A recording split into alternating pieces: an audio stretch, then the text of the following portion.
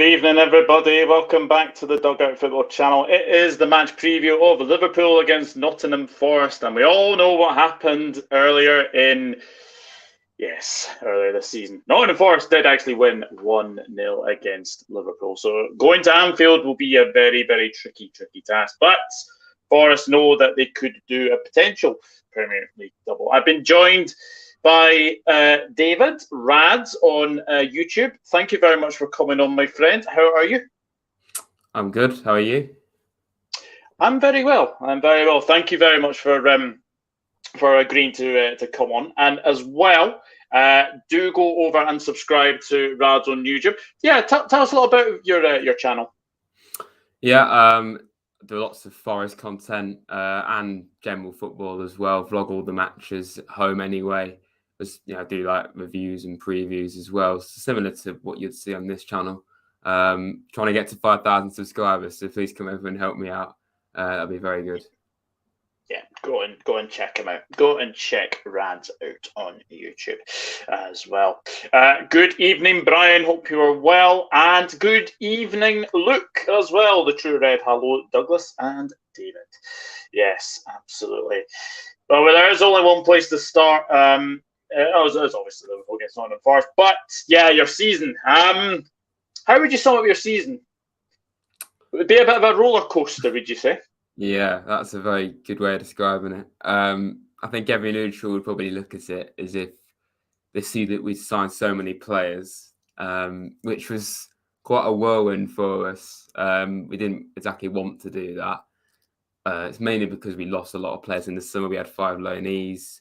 We had a lot of players that weren't technically good enough because the way we got promoted, we kind of came from being in the doldrums to suddenly being in the Premier League. So it meant that we'd really need to strengthen the squad. And as a result of that, and then just trying to adapt to being in the toughest league in the world, it was a very difficult start to the season. We beat West Ham, drew Everton. Probably can't say that on this channel. Yeah, we had some tough results. Lost to Bournemouth after being in the lead, and Fulham, and got battered by Leicester. It was looking pretty dire. We gave Steve Cooper a new contract, and that gave us a bit of a lift. And by early February, we were out the relegation zone. We got some really good results. Signed some more players in January. I do kind of feel that was something that led to us struggling because a few of the names have kind of held us back, like Chris Wood, Jonjo Shelvey, Andre Ayew. They've not really been that good at all for us. But then again, at the same time, Felipe, for instance, who we signed from Atletico Madrid, he's been incredible. So a bit of a mixed January window. And a lot of injuries as well. We lost Ryan Yates to injury. He's been key to us. And it got a bit ridiculous at the moment. We had 2 fit centre-backs at one stage this season. So, it was pretty concerning. And it's just led to this poor run of form we've been on.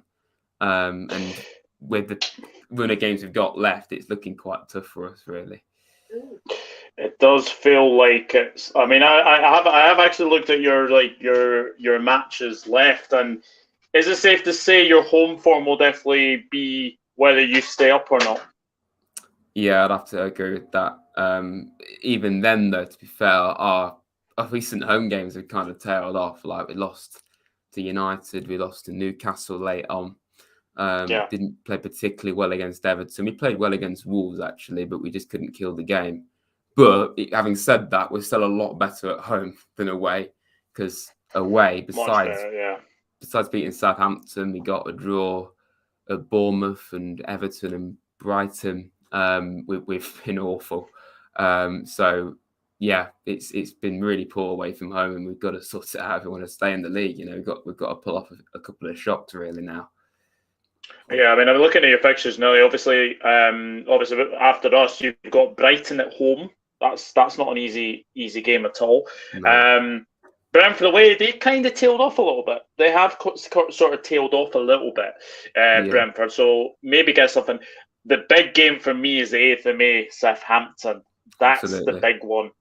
Monday night game, that one as well. But that's the game I think you need to look to win. Chelsea away. You never know with Chelsea. Arsenal at home. you have their number recently, especially in the cup. Yeah. So that's another one to look at. And then Crystal Palace probably will be safe. And there is usually a weird result on the final day. So Yeah. you never know. Very You true. never know. You never know. But yeah, I do think your home form will be whether you stay up or not. To say the very least, what's Brian saying? Shut up, David. Not many people get to play football in real life. Pretty much what we've done, hasn't it, really? Yeah, on that, what did you make of all the signings that came in this season? Yeah, as I would have mentioned briefly, it was bizarre, to be honest. Like, we knew we'd have to sign quite a few players. I think we all had hope we'd sign a few of the loanees we had. We had James Garner, Jed Spence in particular, Keelan Davis. We had a few others, and they were pivotal to the team. Most of them were starting. We had players like Lewis Grabenleave, who've been with us for years, Joe Lolly, Brice Samba. So we'd lost like the core group of players besides like Yates and Wall and Johnson, for instance. It meant that we had to rip up the team essentially and start again with leaving like a handful of players left. And it was quite sad, but we've still got quite a few of the lads as well that came up with us. And obviously with signing, it's not quite 30 players because we've loaned a few out and a few have actually left since, but it's about 24, 25 players. It's still an awful lot. When you do that, a lot of them aren't going to work. A lot of them are going to work. So it's always going to be a bit of a mixed bag. And some of the recruitment team actually got fired for it in October. We've changed the chief executive a few times as well. So it's clear that there's been a bit of unrest as to what's actually worked and what hasn't worked. There's been some great signings for sure. You know, Morgan Gibbs-White, he's had his moments where he's not been quite on it, but he's looked like a real player at times. Like I say, Felipe's been incredible for us. Sergio Aurier, Lodi. Lots of players in the team have done well. You know, both goalkeepers we've signed, you know, keepers we never thought we'd have at Forest, like Henderson and Navas. It's amazing to see names like that at the club. But then other players like Lingard, who we all thought would do well, hasn't worked. He just hasn't been able to stay fit or get any form going. So like I say, a bit of a mixed bag when it comes to how well they've been. But it was just something we had to just kind of accept and get on with it, really. And, you know, we're now where we are. I know, and I got one player who I'm absolutely stunned that you guys got on loan was Keylor Navas. I think he has been excellent since he's come in. Yeah, no, it was sad to see Henderson get injured because he'd really like formed a good connection with the fans and the club, and he looked really invested. Made some really big saves. And then, you know, it's just as our ambition would always be, we've got brilliant owners when it comes to that kind of thing. We don't just sign a random goalkeeper that isn't quite as good as Henderson. We sign a world-class goalkeeper that's albeit aging, but he's been there and done it before. He's won 3 Champions Leagues, and we've suddenly got 2 fantastic keepers available. And you know, Navas he's had a couple of moments where he's let us down, like against Leeds. He was at fault for their goal. But other than that, you know, against United, he made some world-class saves. More than not, he's been a joy to watch for us, kept us in lots of games, kept the score down in a lot of games, to be honest. So, yeah, it's a luxury, really, for us to have them too. And with the uncertainty of obviously Dean Henderson's future at Manchester United, do you think that you might go back for Henderson in the summer? I really hope so. Yeah, if we stay in the Premier League, I think it would be a no-brainer to go in for Henderson again, even with his injury. Like I say, done really well. As good as Navas has been, given his age, and I think mainly down to his age, but also because I just feel Henderson is probably what most Forest fans would pick ahead of him. No disrespect to Navas. It would only make sense to go back in for Henderson permanently. Like you say, with his future at United looking very bleak, I'd be very surprised if he goes back there. And if we stay in the Prem, then it'd be an obvious choice to go back to Forest. So I hope we do sign him. Yeah, I think he's been a very, very good signing. I think he's been a very, very good signing. Dean Henderson, since he's come in as well, like that. The one thing that he is very good at is saving penalties, and he has saved a couple this season as well. But I think just he needs away from Manchester United. There's no way he's getting into that team now with obviously, De Gea being there. They might sign a goalkeeper in the summer. But I think Henderson would be a good fit. He obviously gets on with the fans as well. So and he likes a bit of shithousery as well, I've noticed, Henderson. Yeah, a few times he's done that actually. Against Wolves in the League Cup, he was cupping his ears to the Wolves fans. So I saw that. I do like that. Big up, Anthony. Hope you're well, my friend. Big up, Douglas. I think Liverpool will win this game, going for a 3-1 win. But Forest is one of my teams to go down with Southampton and Everton or Leicester. See, this is the thing, and I said this off air. With obviously the impending sanctions that are going to be coming in for Everton,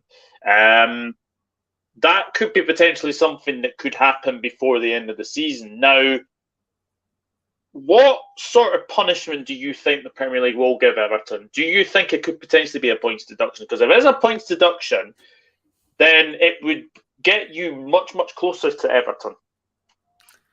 Well, I hope it's a points deduction. But being in the situation we're in, it would be very useful.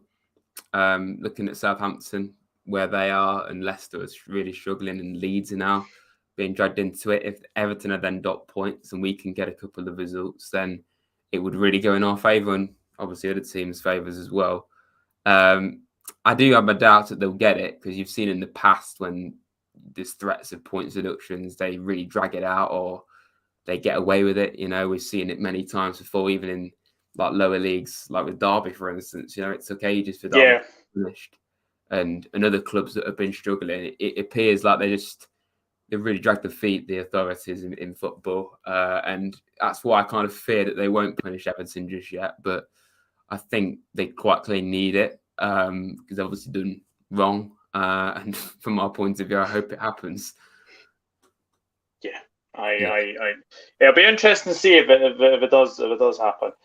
Luke says the season has turned out how I expected, because I know we'd be in a relegation battle from the off. Our remaining fixtures, the only one I can see us winning right now is Southampton.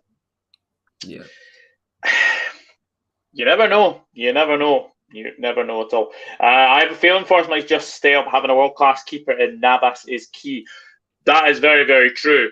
Dean Henderson is very, very good, but when you get Killed or Navas in, that is even better, to say the very least. Buying 23 players just doesn't work. Money obviously has got to someone's head.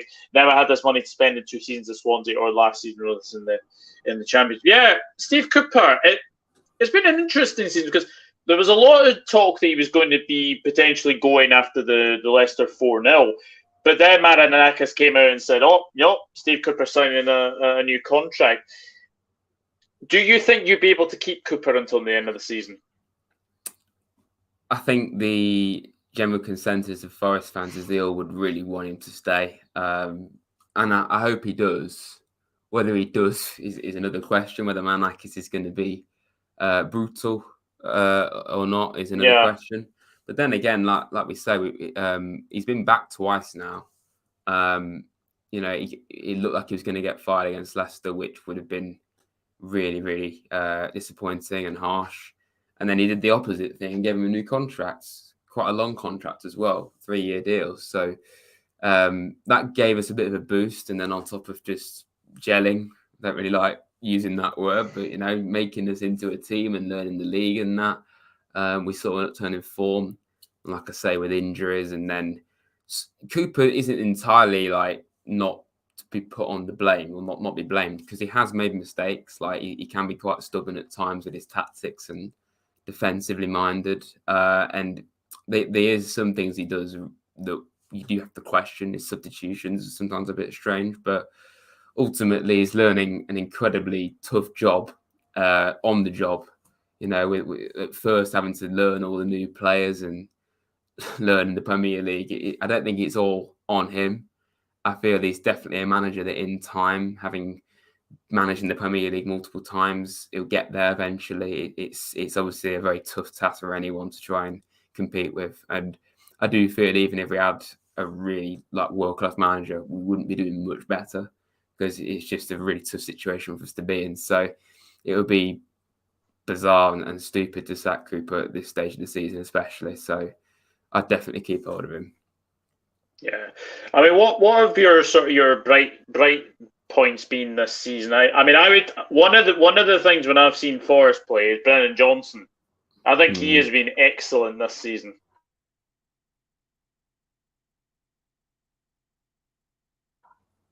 Yeah, he's really quickly. He was on loan in League One a couple of seasons ago. Did really well with Lincoln. Smashed it last year in the Championship, and now he's a Premier League player, and he's one of our most valuable players as well.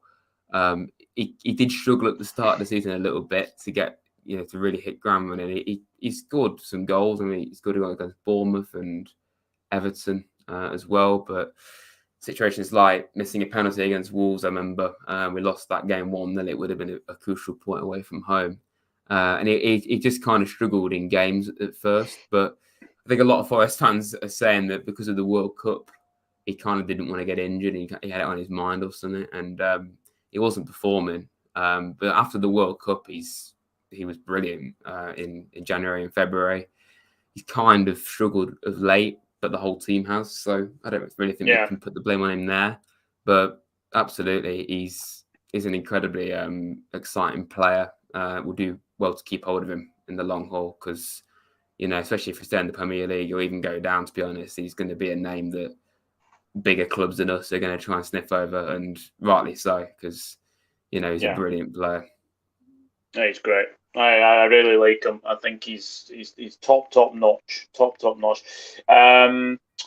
Bath time is in. Hello, Vaughan. Hope you're well. Have you ever get round to investigating Liverpool's? No, I haven't actually. I have been meaning to do that, Vaughan. But I will do. I will do it at some point. It'd be crazy to sack him. Yeah, especially with what? How many matches left? What, 7 matches? Yeah, it'd be very, very crazy. It would be very, very crazy. Sure. There's only one. Sure, the highlight was being Liverpool. I would imagine one of them would be. Definitely. Yeah, he's definitely up there. The front runner to replace him was rumoured to be Patrick B. I read this. I did actually read this. I did actually read that. I was quite shocked when I found that out. Look at Leicester. They needed to sack Rodgers, but left it way too late. Exactly. And that is the thing.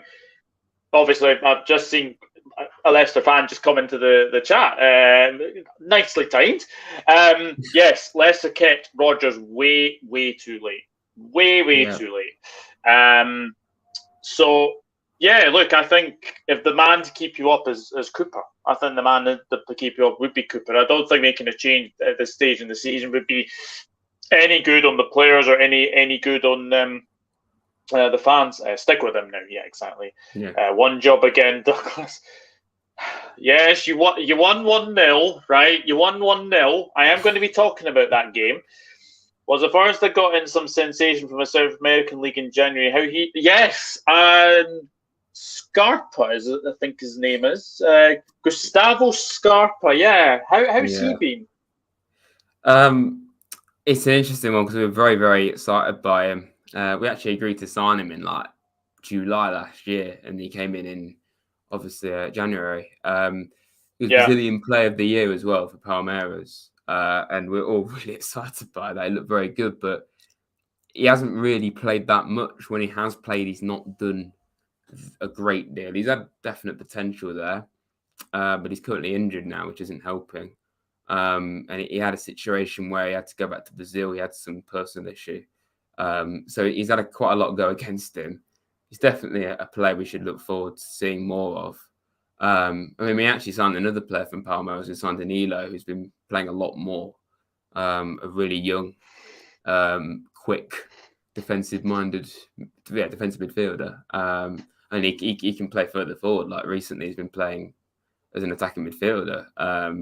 He's a really exciting player. He's a little bit raw. He's only 20, I think. So he's still very much learning, and he's learning English. So he's got a lot to learn. But yeah, it was another like pinch yourself moment as a Forest fan, seeing us sign 2 players from Palmeiras. As well as Felipe as well. 3 Brazilians in the team. It's pretty surreal, to be honest. I can definitely imagine for sure. Rennie's in the building. Hello, Rennie. I'm good. I am good, mate. I hope you are well as well. Brian Morrison, let's wait and see. We would have gone down anyway with Brendan. Says Chris. Please, Douglas, let your team. What? That doesn't make any sense. That does not make sense. Rad Dad is in. I know that you are new to the channel. Thank you very much for tuning in. I hope you are good. And That's Steve my Cooper, dad. we trust. That is your dad. There we go. There we go. Hello to your dad. Hello to your dad. He looked decent against United, to be honest. That Scarpa, he did. Yeah, but if you had sacked him before January, you might be staying up less until I die. I agree. He should have gone pre-World Cup. What's your guys' views on Navas? Incredible conduct with the Costa Rican team and the criminal investigations and all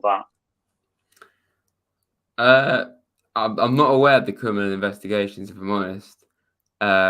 When it comes to how he's playing, touched on it earlier. Of course, he's been great. You know, he's done a very good job filling in for Henderson. I feel it was always going to be a short-term deal. He actually did an interview today where he was kind of hinting at his future. I don't see him staying personally, especially if we get relegated. I don't see a world in which Keylor Navas plays in the Championship. But he's had a few moments where he's been a little bit off the boil. Like I mentioned, against Leeds, he saved the shot and he just went straight into the path of Jack Harrison. But other than that, really, he's been excellent. You know, he's made some world-class saves at times. He's had 2 penalties against him. He's not saved either of them. But I don't think we can really criticise him because without him, you know, we would have been conceding even more goals than what we have done. So, it's, like I say, surreal to see someone of that calibre at our club, you know. He is fabulous. He is absolutely fabulous. Chris, can you do the watch along with him again, please? Yes, unfortunately, I'm actually out at the time, Luke. So, unfortunately, that will not be happening this time. If it was at the Forest ground, then possibly yes. But yes, I'm sorry. City ground, I should say. But no, definitely not. Brian, thumbs up to Rad Dad. Navas and a Costa Rican team as well worth a Google. Unreal story. Well, I will have a look after that. I'm sorry, Douglas. I meant to please let Liverpool beat Forest. There we go. There we go indeed. But we do have to speak about, obviously, the last meeting because, they did beat us 1-0, and it was an ex-Liverpool man that got the winner that day. Yeah. What are your memories from that game, and how did you feel after it? I think every Forest fan was ecstatic by it, you know, because before that match, we hadn't won in about 10 games. So it was a much needed result. We've been on a really poor run of games. We're bottom of the league. So we desperately needed a win. I think even then we knew Liverpool were a bit frail based off what we would expect them to be like. So we knew maybe we could do it, but we all thought, well, it's Liverpool, you know, there's no way. But we just played fantastic from start to finish. Maybe it was a mentality thing from Liverpool, but I think it was also that from Forest as well. We just approached it really well. A lot of people mentioned the midfield in that game was crucial for us, of Yates and Czech Duarte being really important, and Remo Freuler, and we've not really seen that since this season because of injury. And we just played really well in that game, you know. As you mentioned, Awani scoring from a free kick. It was, remember, Steve Cook put a ball into the box for him. It's a scrappy goal, but I don't think anyone cared. It was, even now, it's one of the best games of the season for us. And obviously since then, we have come on leaps and bounds at one period of the season. Obviously, we've dropped off since on this latest form we've been on. But beating Liverpool was very special. Yeah. It was one of those games where I think, again, Henderson was undoubtedly very, very good in that game. As well, I felt as well that you guys defended very, very well. And the chances that you actually had as well, obviously, you know, a one you scored, and I think that was obviously good for, you know, his confidence as well. But what I was very impressed about was your steeliness in the field, and I think that's what you're going to need on Saturday. I think against, well, let's be honest, everyone likes to play against the Liverpool midfield right now. Obviously, Leeds were torn apart the other night there at Elland Road. But yeah, I think the thing I've noticed with you guys this season, you don't tend to get hammered like a Leeds, for example, like losing 5-1 at home to Crystal Palace, then losing 6-1. I think the only game I think you've been really heavily beaten, I think, was West Ham. Yeah, I mean, to be fair, we lost 6-0 to City and 5-0 to Arsenal. And then like West Ham and Leicester as well, but they were all away. And like I say, we're just awful away from home, which doesn't put us in good stead for this weekend. But like we've mentioned already, our home form, we've not been battered once at home. Even if we've been outplayed, we've kept the score down and put in a good performance. And there's only really Bournemouth at home right at the start of the season where we generally played really poorly at home. Yeah. That was when we were still very much becoming a team of players rather than just individuals. It was an awful match, really. But we do a good job at home keeping the score down and making it competitive. Even against United at the weekend, we lost comfortably technically, but we didn't get battered. United could have definitely scored more, but we somehow managed to keep the score down. I do think that's a positive at home for us. Like you mentioned with the midfield being sturdy against Liverpool, I think the key reason for that was Ryan Yates, and every Forest fan will say how much we love Ryan Yates and how crucial he is, and he's been out for us since February time, and I don't think it's a coincidence that since he's been out, our form's dipped because we haven't really got anyone else in the team like him. He's Forest through and through. He goes for every ball, even if it's a dangerous tackle. He just gives it his all, and the way he plays, it's difficult to describe him really, but just a crucial part of our team, and we've really missed him. And the players that have come in for him haven't done quite so well. I've seen a comment actually saying John Joe Shelby, he hasn't really done that much for us at all. He's been signed mainly, I think, to try and progress the ball up the pitch a bit more with his long balls and his set pieces, but he often is quite defensively minded and slices the ball when he tries to do it. And he's, the game against Villa, it was his fault for Villa's first goal. It's a really strong Villa team at current. We thought we were going to get battered in that game, and we held them until half time, and then we made one mistake and it just let us completely capitulate. And that is something that is an issue for us away from home. Even if we can get some kind of form going or performance going, it seems like one mistake and we're just totally undone. Like against West Ham, like you mentioned, we were doing pretty well, holding on for a goalless draw, which would have been better than nothing. And then we made one mistake and we conceded 4, and it was just an absolute nightmare. And it's, against Leeds, we took the lead and then we just completely fell off. It's a mentality thing, certainly for us away from home, that's a real issue. Yeah. One away win all season. That's not good, is it? Not at all. It's awful. Yeah, but I've as I said, I have looked at your last few fixtures, and I think there's points there to be got at. I really do. Yes, look, it was 1-0, right? You don't have to keep telling me. Essentially, 3 players from the Costa Rican team, including Navas, are on trial over there for international match fixing because they're accused of getting the manager the boot over a poker game. Wow. I did not know that. I did not know that. Plays Mo Salah score a hat-trick. Does Rads envision Brendan Johnson staying with Forest because he is amazing and I think he will go to the very top as Jungle is massive? I kind of mentioned this earlier. I do feel it's inevitable that he'll probably leave us. I suppose the only bonus is I'll probably get quite a lot of money for him. If he get relegated, it could even be this summer. I really hope he stays. Only, like we say, just how good he is. It'd be a bit of a surprise if he does. But he's really, really progressed very quickly as a player. Like I say, he's risen at the leagues, and he looks like a really smart player now. I think he's statistically the quickest player in the Premier League, and he takes his chances whenever he gets them, as we've seen. Been a few times where he's been a little bit selfish at times, but can't really criticise Brennan much, to be honest, because without him, we'd probably be relegated already, because he's got about 12 goals this season, I think. So, yeah, he's been crucial. Yeah, certainly has. I think you've answered the Shelby question.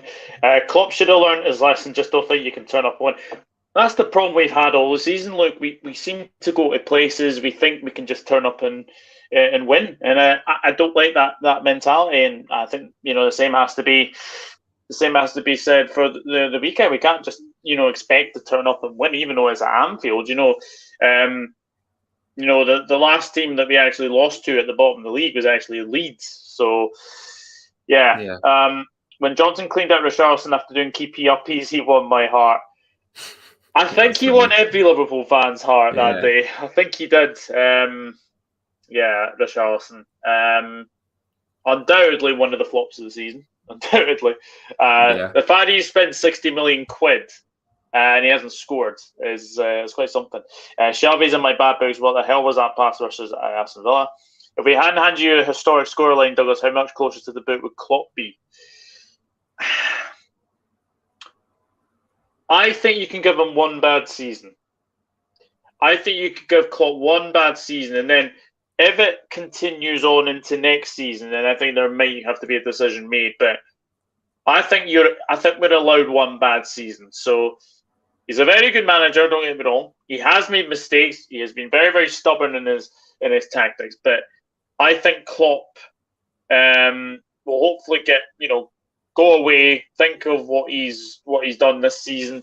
I don't think he was ever close to the boot, to be honest. I know there's loads of people that have been spraffing stuff online about potentially, Klopp going, but I don't think there was ever any chance of that happening as well. So, no, I don't think Klopp was ever close to the boot as well.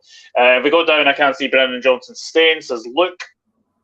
Jesus. Didn't you have that seat? Yes, we did. We certainly did. The back of... Yes, exactly. Yes, we did. Yes. COVID season. Definitely was as well. Just going away from, obviously, Forest, what have you made of Liverpool this season as a Forest supporter? Yeah. Obviously, I've been keeping a good eye on Liverpool. It appears like 1 minute you're fantastic, the next minute you're a mess. Like you say, you beat United 7-0.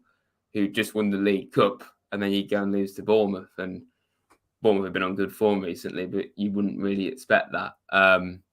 Personally, from the outside looking in, I look at your team, and you briefly mentioned it. I just feel it's a team that needs quite a lot of recruitment and change, because there's quite a lot of players in there that have been there a while and obviously not going to be quite as good. I think your midfield is quite a big issue as well. You see after quite a lot of combinations, and I don't really think Klopp knows what his best combination is. I think certain players, like we mentioned earlier, actually going away to Forest and just expecting to win, that kind of mentality. Yeah. I just feel it's been a collection of issues, really. And I feel some people have said this before. Last season, you played pretty much every game you possibly could. You got to 2 cup finals, the Champions League final, second in the Premier League, and it's like you played that much football and you didn't really recruit enough to be able to have the legs to keep going. And I just feel it's added up, really, and I don't imagine it to keep going on for long.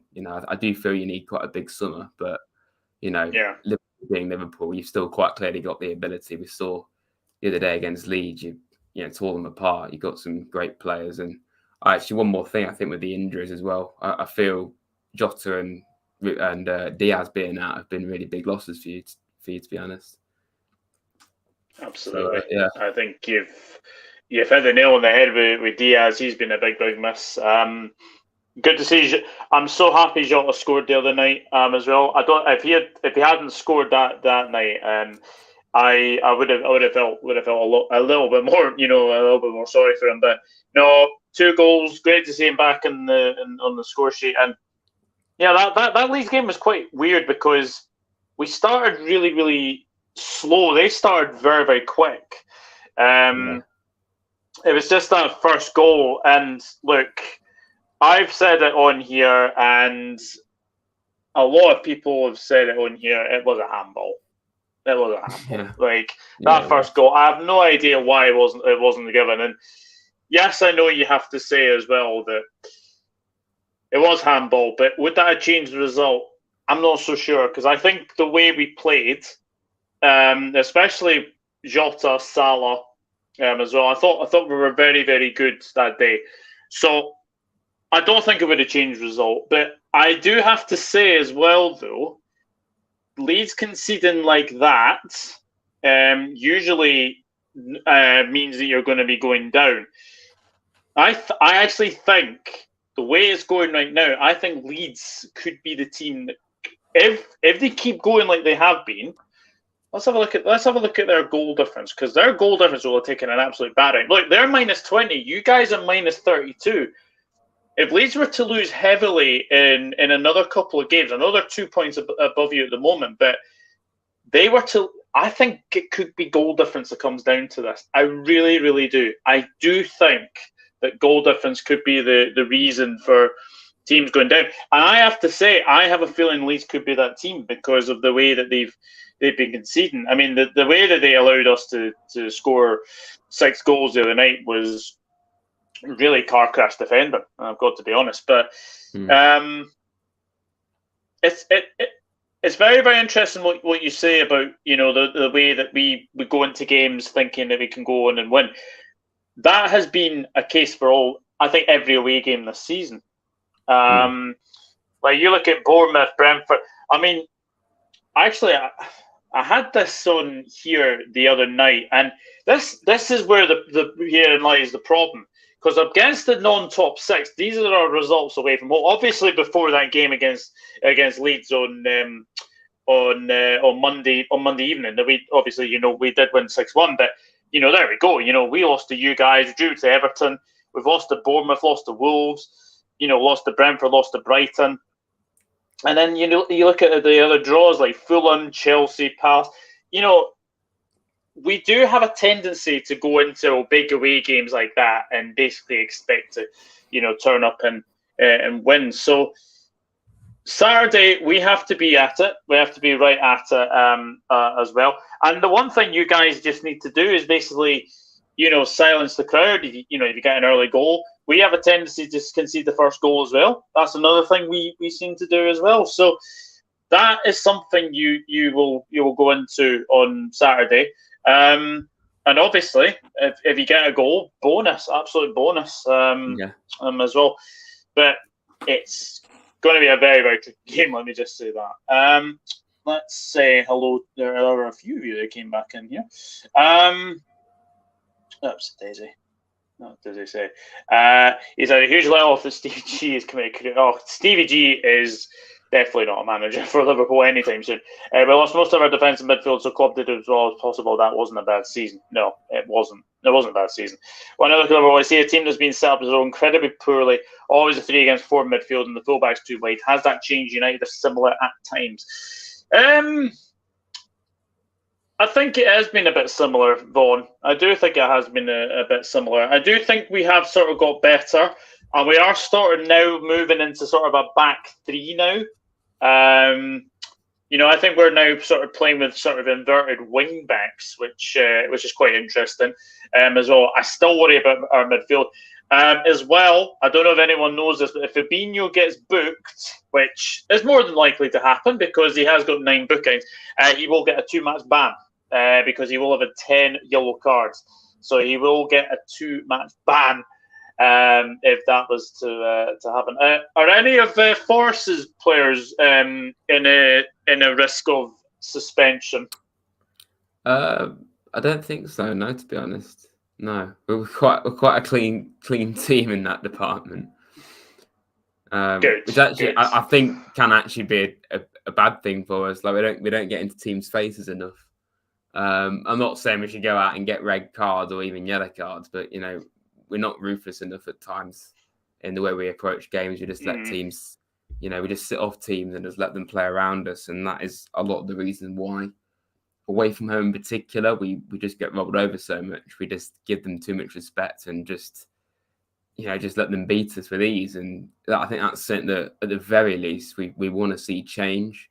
even if you're going to lose, just at least go out with a fight and say that you tried to score goals or, just gave them a go. And there's been games like against Villa, I think it was, or quite a few games, to be honest, where we've lost quite badly and we didn't even really threaten the goal. And, that's, if you're going to do that, you've got no chance. So, yeah. Absolutely. Luke says main issue, I think, is the Liverpool is the age of the squad is catching up with the players quicker than expected. That is very true. yeah. Jarvis never in the frame for the Liverpool job. No, definitely not. Good evening, Henry. Hope you're good. Henry saying hello to everybody else. Good evening, Baz. Hope you're well. Thank you for tuning in, mate.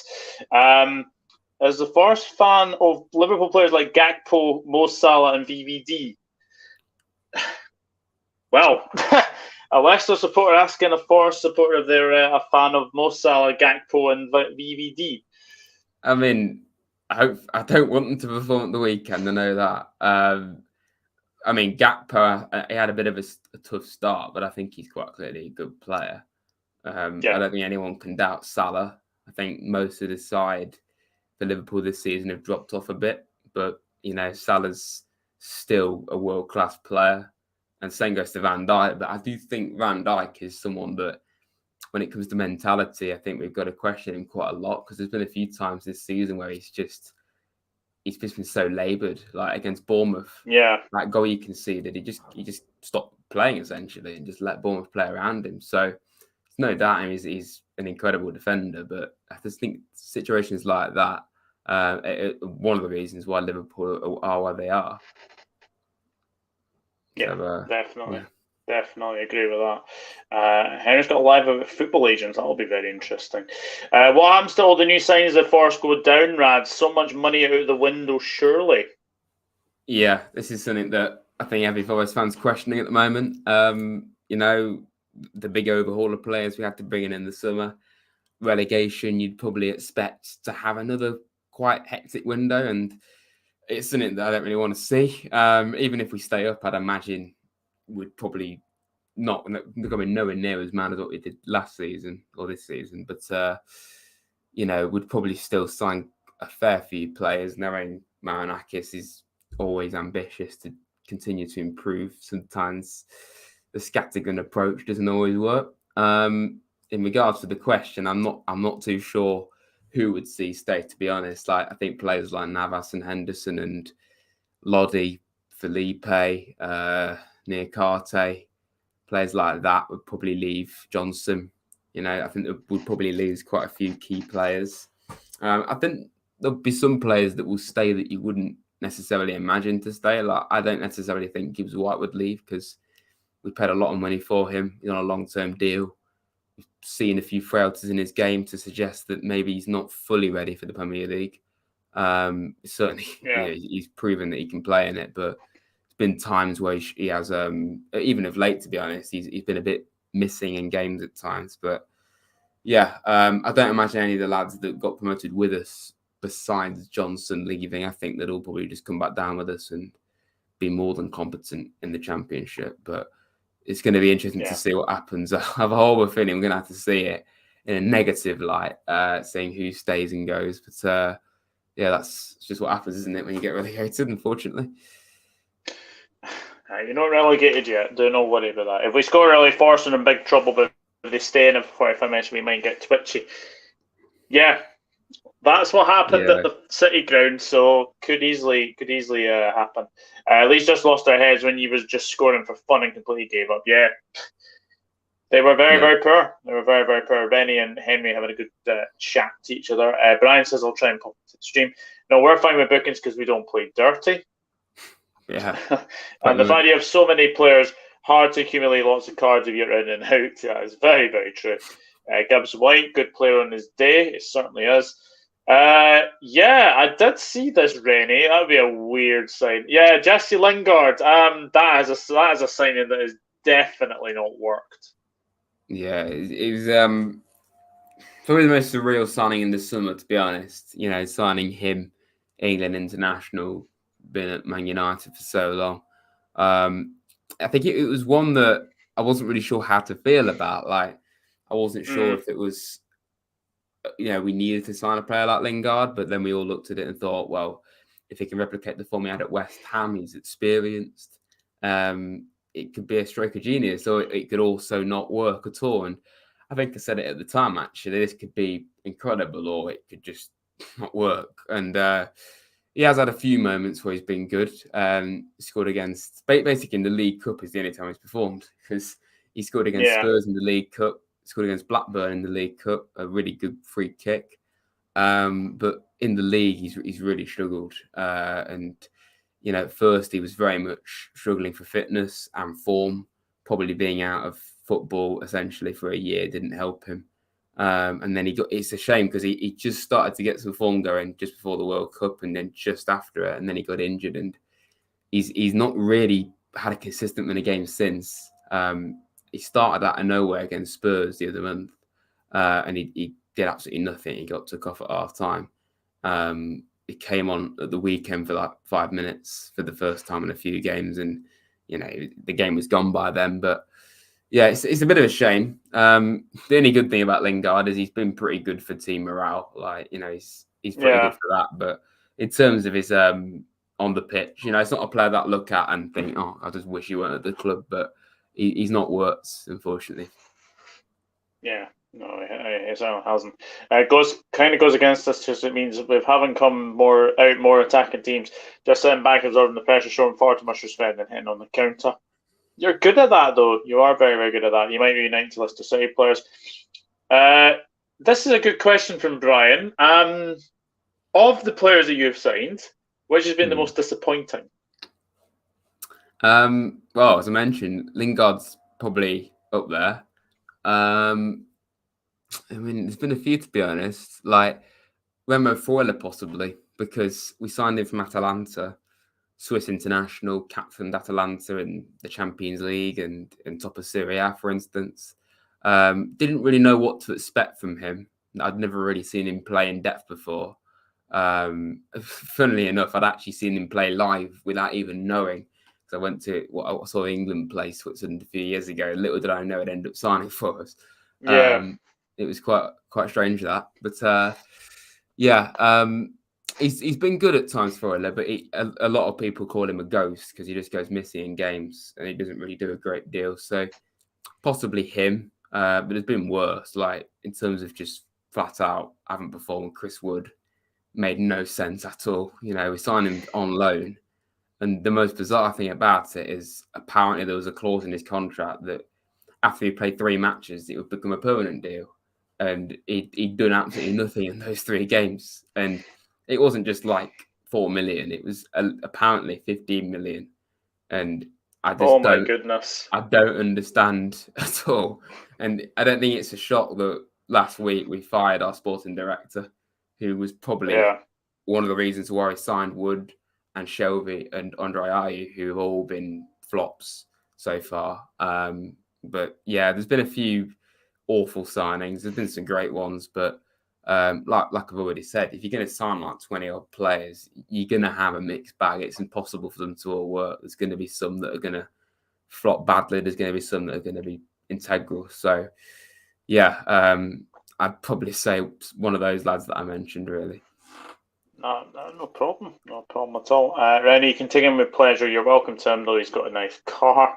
I guess with Lingard, no, we don't need him. We got Madison. Lingard is the definition of streaky and sometimes can actually huge. And Henry B for another 2 months. And Henry's actually asked, what's your favourite Forest game this season? I mean, it's been some tough moments, but there's definitely been some great moments as well. Beating Liverpool first time is up there, like I say. But beating Leicester at home was very good. We won 2-0. It's the only game we've won this season by more than 1 goal, which says a lot in the league anyway. So yeah, we don't score that many goals when we do win, which is one of the reasons why we're struggling. I'd say beating Leicester in the second game. Got a few good 1-0 wins against Palace and West Ham. And that was a special moment because it was the first home game back in the Premier League. So I think that would be up there as well. We had a good run in the League Cup to the semi-finals, I think beating Spurs in the League Cup. So we've had some good moments for sure. It's not been a total waste of time. No, absolutely not. No, absolutely not. So we are now 50 minutes in. We will get to starting 11. So, what is your starting 11 for Saturday? Oh, okay. Well, we played a back three in the last game and the game before, and I do like playing a back three because it kind of makes you a bit more sturdy defensively. But I think we've seen as we saw at the start of the season when we did that in the Premier League, it just left us so exposed in midfield. So, and like I said, I do think a reason for that is not having Ryan Yates for the last couple of months. That's very much not helped, especially when he came back and then he hurt his shoulder and he's now been out again for about a month. It's just so unfortunate. Yeah, my lineup, I'd go with Cullen Havas in goal, Lodi left back, and then if Aurier's fit, Aurier, but it'd probably be Nico Williams, one of your ex-players, of course. Yep. As a right back, he does struggle an awful lot, which is a concern. But I think we've got to juggle it between having a weak right back and then being overrun in midfield. And I kind of feel having a third midfield is important. So go Nico there, and then it would have to be Felipe and Niakate at centre back, who've been crucial for us. Finally can see that partnership because Niakate was out for like 6 months, so it's good to see him back. Midfields are probably the biggest talking point, to be honest, without Yates in there and a few other players, to be fair. But I'd probably go with Danilo, Mangala, and the other one's difficult to pick, to be honest. I'd probably just have to say Freuler because there's no one else right now that we can really pick. So I'd go with him. How many players is that? That's 5, 6, 7. Yeah, we've got 3 more players. But Morgan Gibbs-White would have to be in there, even though he just kind of struggled away from home. I feel we've got to keep him in there. Brennan Johnson, and then I'll have to go for Tyrell Wani.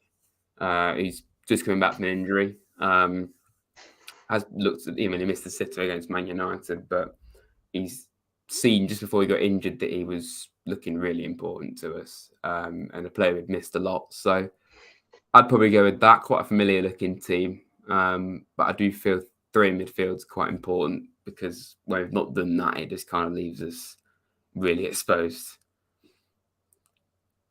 Yeah. I've got to be honest. I think the Liverpool team. I wouldn't be surprised if it's unchanged. I would not be surprised if it's unchanged. I know that we've got West Ham coming up. I know we've got Tottenham coming up. I wouldn't be surprised if it's unchanged. I really, really wouldn't. So obviously be Ali in goal, Trent, Kanate, Van Dijk, Robertson, Fabinho, Henderson, Jones, and then I think Jota, Gakpo, and Salah. I think it'll be that. I really, really do. It'll be very, very intriguing, to say the very, very least. Henry, I really hope Sevilla beat Manchester United, I'll be honest, but couldn't care less. Couldn't care less. Burnley sold Chris Wood for 25 million to Newcastle. Says, oh, he's gone downhill. Yeah, he has as well. So I can't let you go without saying a score prediction. What are you going to go for? I mean, we have to say we desperately need to cause a surprise. With the only real opportunity for 3 points, realistically, would be against Southampton, as we mentioned. Home form's going to be crucial for us. Still only got 3 games left at home. Like we've already said, we don't really know what Liverpool are going to do. They can either be incredible or not turn up. But I just feel that Anfield is going to be too strong for us. So I have a fear it might be quite high scoring, but I'll try and keep it somewhat conservative. I'll just say 2-0 to Liverpool. But I just want us to put up. Yeah, I just want us to put up a fight at the very least. Don't just turn up and then just get rolled over like we have done so many times this season away from home. But so 2-0. Yeah, I was actually going to go 2-0. Actually, I was going to go 2-0 as well. I think it all depends. As I said, it all depends on that first 45 minutes. If you can keep it tight, then who knows? Second half, you can maybe scrape a 1-0. You can maybe do that as well. But look, it's going to be a very, very intriguing game nonetheless. Get your predictions down in the comments chat. 3-0 LFC, Nunes, Thiago, and Salah. Rennie's going 5-0. I don't think it'll be 5-0, I'll be honest. And said, Radad, if we get a draw, I'll be amazed. We'll probably lose 2-0. Come on, you Reds. Yes, absolutely. And also, I did also read that Forest fans are going to be displaying a banner at Anfield, I believe. Let me just see if I can find it. Let me see if I can find it. Anfield. Forest unfurl 30-foot no tragedy chanting banner. So this is what it says. Respect the 97. Solidarity with survivors. No to tragedy chanting. I've got to say, massive, massive respect to you guys for doing that. So it says, Nottingham Forest fans are to unfurl a 30-foot no to tragedy chanting banner when they meet Liverpool at Anfield on Saturday afternoon. Vile Hillsborough chants have become an all too depressing and familiar occurrence, whether the Reds are home or away, often coupled with references to poverty. Liverpool have backed the Premier League in their initiative to address the issue, along with the FA, the EFL, and the Football Supporters Association in contacting the police to tackle it.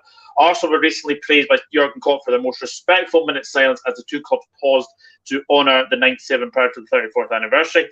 Class costs nothing, and he speaks the volume that in the current climate, Arsenal's respect is the exception. Forest fans are seeking to take a stand and show their support to those who have suffered enough, raising a banner in the 6th minute of Saturday's clash. And it says, by what they saw that day too, we need to take a stand and show our support to those who have suffered enough. So we will be raising this banner in the away end in the 6th minute on Saturday. Respect the 97, solidarity with survivors, no to tragedy chanting. I think that is absolutely wonderful. Absolutely wonderful by your fans. And you guys did the same at the City Ground as well. I think you kept 97 seats bare as well. So I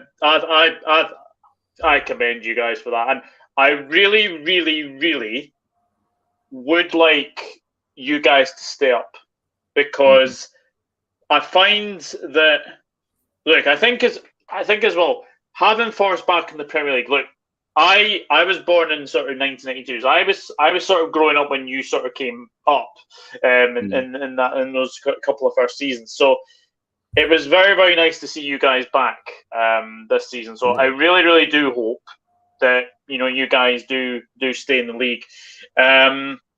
Obviously after Saturday, of course, but it's going to be very, very intriguing game nonetheless. But Rad, thank you very much for coming on to the channel. I really do appreciate you coming on.